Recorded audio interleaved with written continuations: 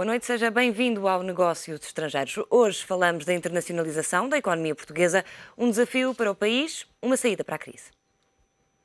Portugal é agora sinónimo de recessão, desemprego, queda do mercado interno, de empresas a fechar. O país está a mudar e, por isso, há que mudar também a estratégia. A internacionalização da economia portuguesa vislumbra-se como a tábua de salvação de muitas empresas que no país assistem à degradação do seu negócio. A internacionalização é também a aposta forte do governo num país mergulhado na crise. Olhar além fronteiras é a solução.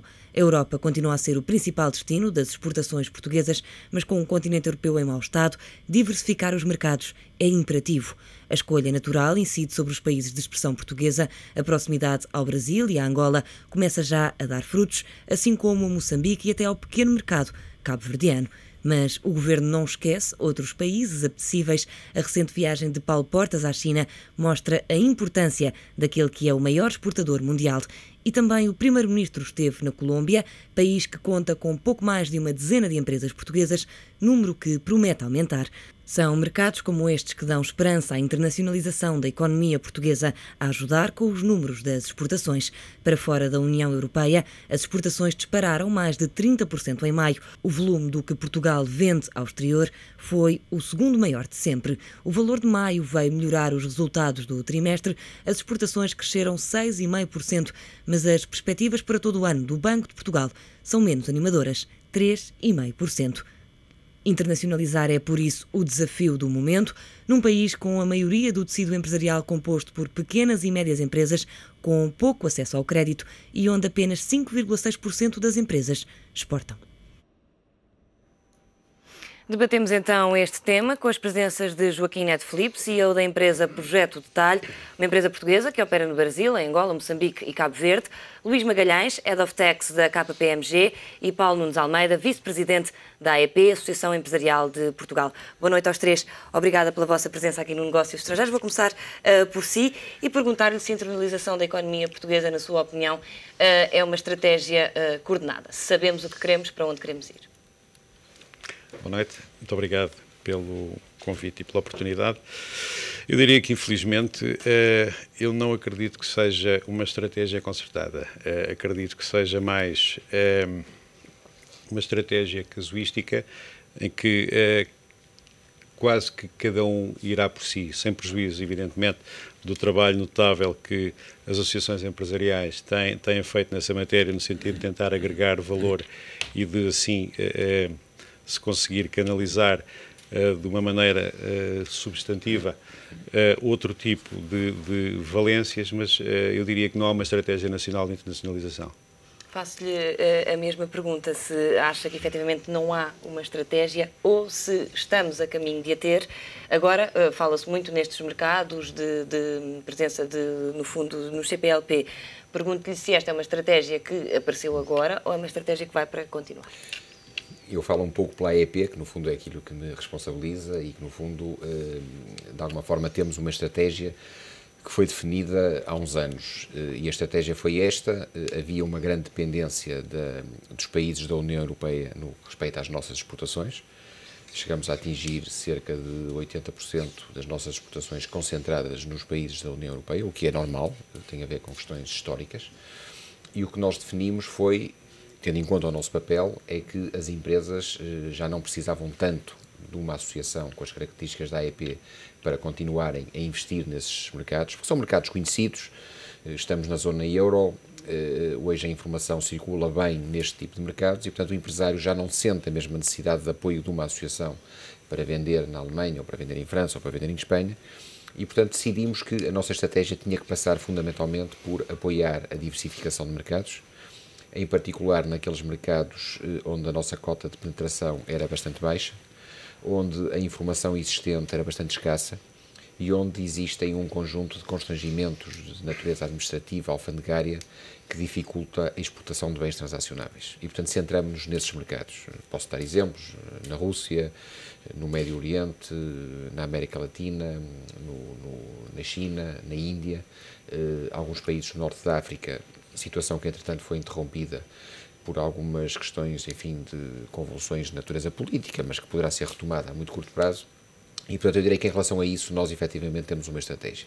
Concordo com o que foi dito pelo engenheiro Neto Filipe, que é de facto, muitas das vezes temos assistido nos últimos anos, e também um bocadinho, enfim, dançando de acordo com a música que os políticos muitas das vezes põem a tocar, que às vezes vamos todos a correr para um determinado mercado e para um determinado país, depois muda a situação política, nessa altura abandona-se esse país, passa a sair para outro, e muitas das vezes os empresários ficam um pouco baralhados com essa estratégia. Agora, no que respeita àquilo que nós estamos a fazer, nós estamos de facto bem direcionados. Posso lhe dizer que em 2012 vamos fazer cerca de 41 ações, quer a nível de participações em feiras, quer a nível de missões comerciais, quer ao nível de outro tipo de estratégias de promoção, e que estamos centrados, de facto, nos mercados que nos parecem ser aqueles relativamente aos quais as empresas precisam mais de um apoio de uma associação como a AEP. E essas ações resultam em negócio? Depois, quem faz os negócios são as empresas. Direi que nós tentamos, obviamente, depois ver o desenvolvimento dessas mesmas ações. Em grande parte desses mercados, porque são mercados difíceis, os negócios não surgem imediatamente, mas posso lhe dar, por exemplo, o caso da Rússia. A Rússia é um mercado que nós temos vindo a abordar de há uns anos esta parte com uma grande profundidade em setores tão diferentes como os materiais de construção, a alimentação e bebidas e os produtos para casa, para citar apenas 3. A Rússia hoje é um mercado muito importante em termos de exportações portuguesas. Se nós retirarmos das importações russas os combustíveis, nós hoje temos praticamente uma balança equilibrada com o mercado russo. Exportamos tanto como aquilo que importamos se retirarmos os combustíveis que estamos a importar da Rússia. Isso resulta de uma estratégia que foi conseguida. Ainda há cerca de 15 dias tivemos a fazer uma ação na área da alimentação e bebidas, em Moscovo e São Petersburgo, com 12 empresas que abordaram pela primeira vez o mercado, porque tinha havido outras que tinham abordado nos anos anteriores e que já não precisaram de ir connosco. Porquê? Porque a nossa estratégia é chegar a um mercado onde, por exemplo, a figura do importador-distribuidor é vital, porque não é possível um exportador de bebidas ou de produtos alimentares tentar tocar diretamente o retalho do mercado russo, precisa ter um importador-distribuidor. Isto quer dizer que houve empresas que foram connosco há 2 anos, encontraram o seu caminho, já não precisam de voltar a estar connosco em 2012. As que estiveram agora connosco, o resultado que tivemos da missão e que nos é traduzido pelos inquéritos e pela opinião que as empresas nos transmitem foi extremamente positivo. Os negócios com certeza que vão surgir agora a muito curto prazo, mas obviamente que muitos deles não são imediatos. Consegue perceber-se esta estratégia nacional para a internacionalização? Do nosso ponto de vista, mais na área fiscal, nós acompanhamos este tipo, já lá iremos também. Deste tipo de operações. Nós estivemos na missão, na semana passada, na China, com a ECEP e o Ministério dos Negócios Estrangeiros, e isto que o Paulo João Almeida referiu é absolutamente verdade e é perceptível. Mesmo para quem não é um empresário, nem um representante ou responsável associativo, como são os nossos 2 convidados de hoje, isso é completamente perceptível. E essa dinâmica, há pouco falávamos antes de entrar em antena, essa dinâmica que muitas vezes não passa pela positiva para a opinião pública, e a culpa não é de ninguém ou é de todos, isso enfim, cada um verá o que entende sobre isso, é lamentável. Eu acho que há tantos aspectos positivos e tantas coisas boas que as empresas estão a fazer, que as associações estão a fazer também, o próprio Governo está a fazer um esforço brutal. Os resultados ver-se-ão, como é evidente. Serão os ideais? Não sei. Mas isso é perceptível para quem acompanha e no dia-a-dia está junto às empresas, como é o caso da KPMG, que estamos todos os dias a assessorar do ponto de vista financeiro, fiscal, na ótica da gestão. Sentimos imensos exemplos positivos, de norte a sul, e temos, enfim, alguma pena que isto não seja tão visível quanto deveria ser. E que obstáculos é que há aqui que ultrapassar para que tudo corra e tudo flua, no fundo? Por exemplo, a nível fiscal. Há vários.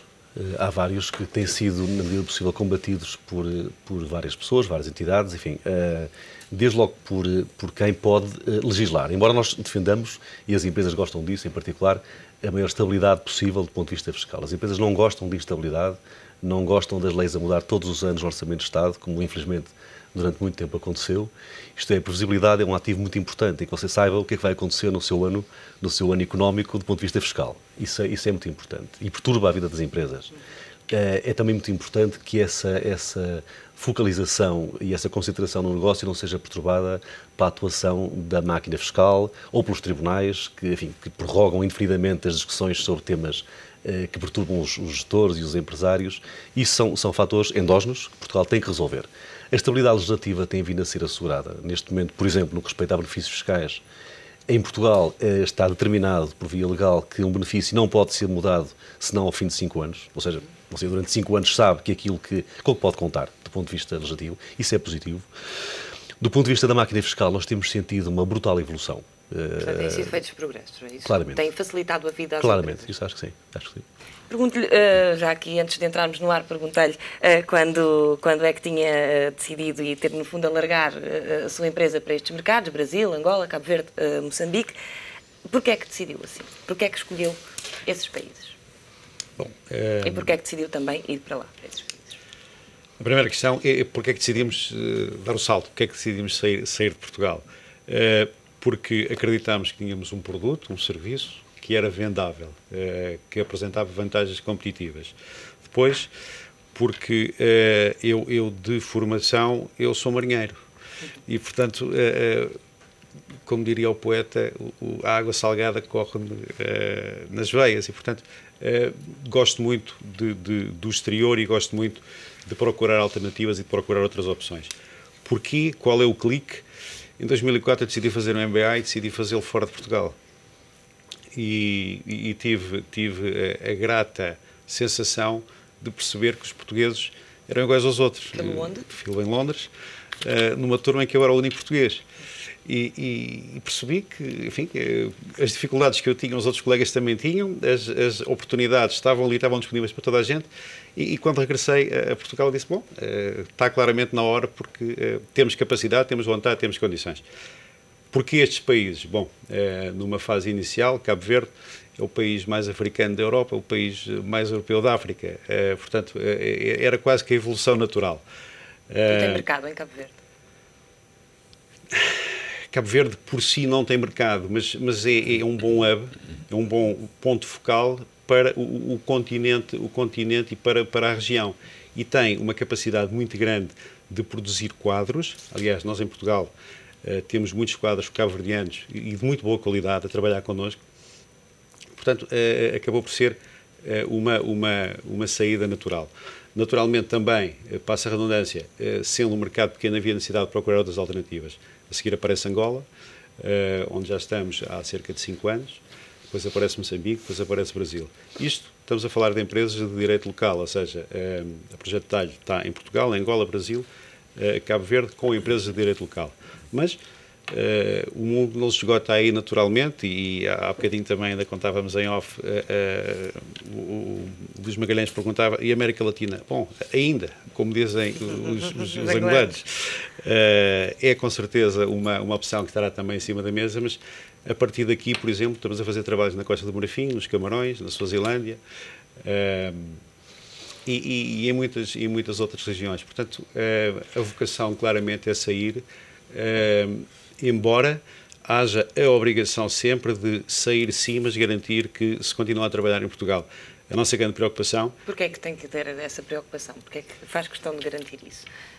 A atividade em Portugal,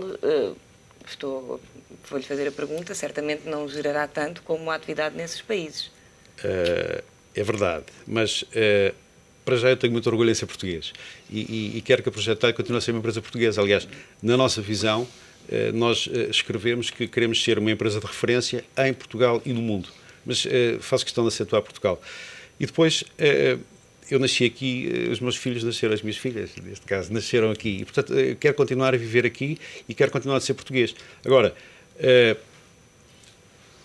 Portugal sempre foi grande, cada vez que se virou para o exterior, sempre atrofiou cada vez que se fechou sobre si próprio. E, portanto, eu diria que qualquer projeto deve passar pelo exterior sem prejuízo de termos sempre um pé aqui. Até porque o nosso centro de competências está em Portugal. E é em Portugal que nós o queremos manter. Ou seja, a massa crítica que acabamos por exportar, a engenharia portuguesa que acabamos por exportar, essencialmente está sediada em Portugal. Portanto, queremos estar em todo o lado, mas queremos garantir que esta gente continua com trabalho, com capacidade e especialmente unida, de modo a que o que se faz em Portugal continua a ser uma maior-valia e não um retrocesso, um atrofio. Muito se fala do tecido empresarial português, agora com as mudanças no mercado laboral e com tudo o que está a acontecer ao país. Muitas vezes o tecido empresarial, os empresários são, de alguma forma, têm o dedo apontado, muitas vezes se diz que não têm formação suficiente, que muitas vezes os seus trabalhadores têm mais formação que eles. Pergunto-lhe qual é o perfil do empresário exportador. Bem, o nosso tecido empresarial, como sabemos, é maioritariamente constituído por pequenas e médias empresas e, portanto, há uma dimensão que está identificada. Aliás, se nós verificarmos a nossa percentagem de exportações no PIB é ainda muito baixa comparativamente a países de dimensão idêntica à nossa, e a grande fatia das nossas exportações é constituída por um número muito reduzido de empresas, que são empresas muito grandes, que exportam grandes volumes, e depois temos empresas que exportam, mas que exportam valores médios anuais muito pequenos, inferiores a 100 mil euros, é aquilo que a grande maioria das empresas exportam. Portanto, direi, somos constituídos por empresas de pequena e média dimensão. Aí eu penso que há uma diferença grande a nível do empresário e que tem a ver com os empresários que já estão, enfim, no negócio há muitos anos e aqueles que se lançaram recentemente nessa ofensiva empresarial. E, portanto, aí há de facto uma diferença de qualificação acentuada. Hoje, a maioria dos empresários que se lançaram nos últimos 10, 15 anos têm normalmente um nível de qualificação muito mais elevado do que aquele que os outros tinham. Essa questão da qualificação e da formação é uma questão que nos preocupa. Aliás, a AEP foi a primeira associação a assumir de uma forma muito marcante e muito clara, sem quaisquer tipo de problemas, que a formação dos empresários deveria, de facto, ser um grande objetivo, ao mesmo tempo que falamos na formação dos quadros e dos seus colaboradores. E nesse sentido, lançamos, em parceria com outras associações, um programa vocacionado para a formação dos empresários e que, efetivamente, tem dado também grandes resultados. E houve adesão? Houve muita adesão, mas é engraçado que a adesão surgiu daqueles que já tinham um nível de qualificação mais alto. E portanto, porquê? Porque eles já tinham percebido que a qualificação era vital para o sucesso das suas empresas. Obviamente que tentamos depois, através de uma divulgação ampla, que também os outros acabassem por aparecer. Criamos, inclusivamente, 2 níveis de formação para que aqueles que tivessem menos habilitações não se sentissem inferiorizados em relação aos outros. Os resultados foram excelentes, fizemos inclusivamente depois uma auditoria externa, no sentido de perceber o que é que se tinha passado, e a performance, de facto, foi bastante valorizada por esse tipo de intervenção. O que nós achamos é que, de facto, uma empresa hoje, para exportar, a questão fundamental é que tem que ter produto e tem que ter serviço. Nós estamos num mundo globalizado e, portanto, só efetivamente quem tiver um produto com qualidade, um produto competitivo ou um serviço é que consegue exportar. E é isso que nós efetivamente tentamos, junto dos empresários com quem trabalhamos, e quando estamos presentes numa feira ou quando fazemos uma missão comercial, que eles possam perceber se aquele produto tem características para ser vendido naquele mercado. Depois o que também tentamos é explicar-lhes, como aliás já foi aqui dito, que eles não podem ir a todos os mercados. E portanto tem que haver aqui um foco em determinados mercados. A dimensão da empresa portuguesa é normalmente uma dimensão pequena.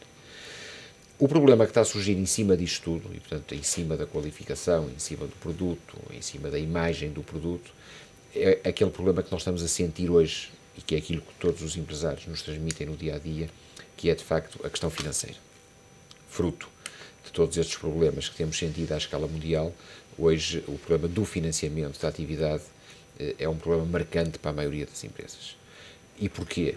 Em primeiro lugar, porque, e isso também facilmente se demonstra, a relação de capitais próprios nas empresas portuguesas é baixa, e portanto quer isto dizer que as empresas portuguesas, em média, comparativamente com ações de benchmarking que podemos fazer no mercado europeu, as empresas portuguesas estão, em média, mais endividadas do que muitas das empresas de outros mercados, e no momento em que o crédito se torna escasso e caro, este problema acaba por atingir uma profundidade que não atingia há 4 ou 5 anos atrás, quando nós estávamos a trabalhar com spreads muito baixos e a capacidade de financiamento por parte da banca era muito mais elevada. E, portanto, o que neste momento estamos a sentir é que há, de facto, muitas empresas que têm mercado, que já viram como é que o podem conquistar, mas que estão a sentir dificuldades adicionais. Então, como é que se vai aqui chegar a esse equilíbrio? Porque ao mesmo tempo que se aposta nas exportações, a verdade é que não há financiamento suficiente para isso. Não há. Tem que haver aqui várias ações. Entendemos, em primeiro lugar, que tem que haver um esforço muito grande no sentido de capitalizar as empresas e, portanto, muitas das vezes dinheiro a mais proveniente de financiamento externo pode não ser a solução e, portanto, temos que encontrar formas de capitalização das empresas através de programas estruturados que permitam que o capital social ou os capitais próprios das empresas aumentem. Dessa forma, essas empresas passam a ter também uma estrutura que lhes favorece a relação com a banca, porque a banca depois acaba por cobrar spreads muito altos quando sente que a empresa tem uma estrutura desequilibrada.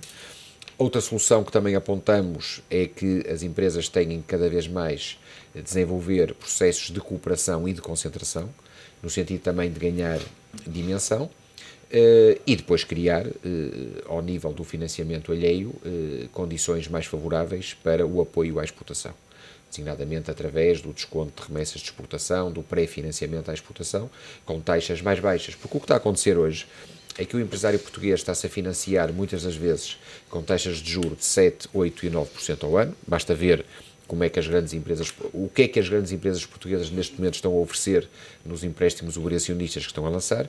E a empresa da Alemanha ou num país com características idênticas à Alemanha está-se a financiar a 1, 2 ou 2,5%. Ora, se nós temos a mesma moeda, se nós estamos a lutar para entrar nos mesmos mercados, como é que é possível uma empresa que se está a financiar a 8 ou 9% ao ano, quando tem que vender, vamos só dar este exemplo, uma empresa que venda, por exemplo, bens de equipamento, maquinaria, ferramentas especializadas, que aliás é, como se olharmos para as exportações portuguesas, dos setores onde nós temos uma grande capacidade de concorrer. Muitas das vezes torna-se necessário dar crédito ao importador. Como é que a empresa portuguesa pode dar crédito se está a financiar a taxas que são 3 ou 4 vezes superiores àquilo que o seu concorrente alemão ou austríaco pode praticar? É impossível. E, portanto, direi, nós temos aqui um grande desígnio que é aumentar as exportações, estamos a trabalhar nesse sentido, mas temos que olhar um bocadinho para as nossas debilidades e temos que encontrar, num consenso entre as associações, os empresários e o governo, formas de minimizar este impacto altamente negativo que hoje estamos todos a sentir. Pergunto-lhe se na viagem que fez à China a semana passada este assunto foi precisamente tido em conta e se esteve em cima da mesa, se de alguma forma poderá ter havido alguma discussão mais a sério sobre esse assunto, se o Governo mostrou alguma receptividade, se as empresas também, se pode haver no fundo aqui uma harmonia entre estas entidades para que, no fundo, se chegue ao objetivo que é muito importante cumprir, já que o Governo conta com isso, conta bastante com isso. No entanto, há aqui, de facto, barreiras que têm que ser ultrapassadas, porque não basta querer, é preciso fazer. Claro. Eu acho que esta visão que foi descrita está presente de forma sistemática no discurso e na relação que nós sentimos que existe entre o mercado e as autoridades do governo português. Não poderia ser de outro modo, de resto não faria sentido que houvesse aqui alguma espécie de antipatia estrutural, claro, ou coisa equivalente. Isso não se sente, bem pelo contrário. Nós sentimos de facto que há uma enorme preocupação. Repito, a AICEP tem feito um esforço notável desse ponto de vista, em termos de ajudar e colaborar e apoiar e seguir também as associações na descoberta de novos mercados. Também isso era bom que fosse mais conhecido, percepcionado e até valorizado por parte de todos. Os empresários também estão a fazer esse seu caminho, portanto, eu acho que deste ponto de vista, em termos de coordenação e conjugação de interesses entre quem pode ajudar e quem tem que fazer, eu creio que estamos no bom caminho. O que há, e há pouco também falávamos disso antes de entrar em estúdio, o que há há um problema que de facto é estrutural e que é difícil de combater. É que o peso relativo daquilo que está a ser bem feito e os resultados que daí derivam, digamos, não chega, não compensa aquilo que menos bom ainda temos que combater. O tema do financiamento que o Paulo referiu é, de facto, asfixiante. Há algumas matérias que eu creio que se pode fazer mais e melhor. Como? O resto há sempre espaço para fazer mais e melhor, felizmente. Nós, na dia, estávamos a comentar esse tema justamente com o Sr. Presidente da AICEP e sublinhávamos um ponto sobre o qual também já falamos nós os dois, Paulo, que tem a ver com o CREN. Quer dizer, a mim, enfim, confrange-me, enquanto português, enquanto cidadão, enquanto consultor de empresas, ver a quantidade avassaladora de fundos comunitários que Portugal continua a não utilizar. Quer dizer, se há coisa que é escassa neste momento no nosso país, como há pouco foi referido pelo Paulo de Almeida, é de facto o acesso ao crédito. E isso é uma realidade. E eu tenho imensa dificuldade em compreender como é que não se toma uma medida. Nós, em situações excepcionais, temos de ser um pouco mais radicais. Temos que perder o hábito de, enfim, tentar seguir os raciocínios mainstream. Temos que pensar fora da caixa. E, portanto, se as regras comunitárias são o que são, alguém tem que ir a Bruxelas e alguém tem que explicar que os valores que até 2015 as empresas portuguesas podem utilizar ou executar em termos de execução do CREN têm que ser ou antecipadas, ou renegociadas, ou flexibilizadas. E mesmo os limites dos capitais próprios que as empresas, de acordo com as regras do CREN, devem aportar aos seus projetos, provavelmente vão ser revistas, ou deveriam ser revistas. Seja com a ajuda de seguros de crédito, que tem um enquadramento contabilístico do ponto de vista das contas públicas muito especial, seja como for. Nós temos dado vários inputs a vários responsáveis de vários governos sobre essa matéria e, de facto, enfim, esse é um dos aspectos, podia dar mais exemplos, mas é um dos aspectos que me confrange.